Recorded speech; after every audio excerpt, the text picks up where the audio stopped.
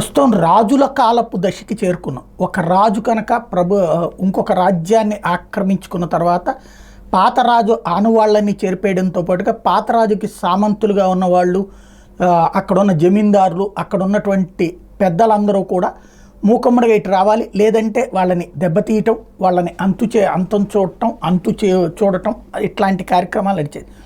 ఇప్పుడు డెమోక్రసీలో ఈ క్యాపిటలిజం అనకూడదు అనుకుంటుంది, పెట్టుబడిదారి తత్వం కాదు కదా, డెమోక్రసీలో రాచరికం వచ్చింది. ఇప్పుడు ప్రస్తుతం రాజులు మారినప్పుడల్లా, అంటే ఇప్పుడు రాజులు అంటే ముఖ్యమంత్రులు మారినప్పుడు, ప్రభుత్వం మారినప్పుడల్లా స్థానిక సంస్థలు, ప్రజలు ఒక పార్టీని ఎందుకు ఎన్నుకుంటారు? ఆ పార్టీలో చివరిదాకా ఉండమని చెప్పి, అది అధికారమైన ప్రతిపక్షమైన. కానీ ప్రతిపక్షంలో ఉండటానికి ఒక్క క్షణం కూడా అంగీకరించలేనటువంటి మనస్తత్వం ప్రస్తుత పరిస్థితుల్లో ఎందుకు వచ్చిందంటే, యథారాజ తథా ప్రజ, ప్రజాస్వామ్యంలో యథారాజ అంటే రాజులు ఎవరు? పరిపాలకులు ప్రజలే.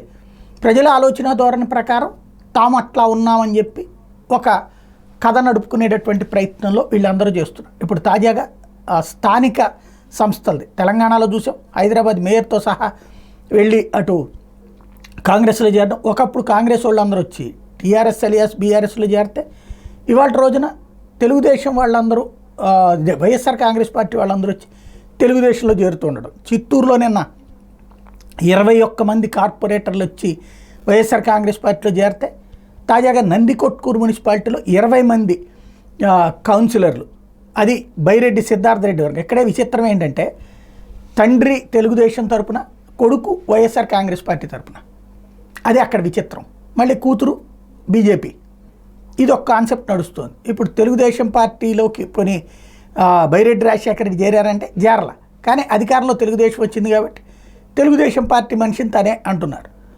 అక్కడ చేసుకొచ్చినటువంటి పని ఏంటంటే, నందికొట్కూరులో సిద్ధార్థ రెడ్డి వర్గంగా పేరున్నటువంటి 20 మందిని ఇటు తెలుగుదేశం పార్టీలోకి చేర్చారు.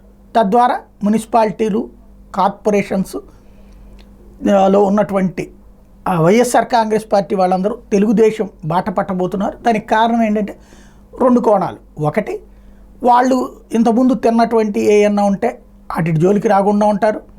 రెండోది, రాబోయే 2 ఏళ్ళు ఉంటుంది పరిపాలన, మళ్ళీ పనులు చేయించుకోవచ్చు. ఇది ఒక సిస్టమ్ నడుస్తోంది. అందులో భాగంగా 2 చోట్ల వైసీపీకి షాక్ అయిందనమాట.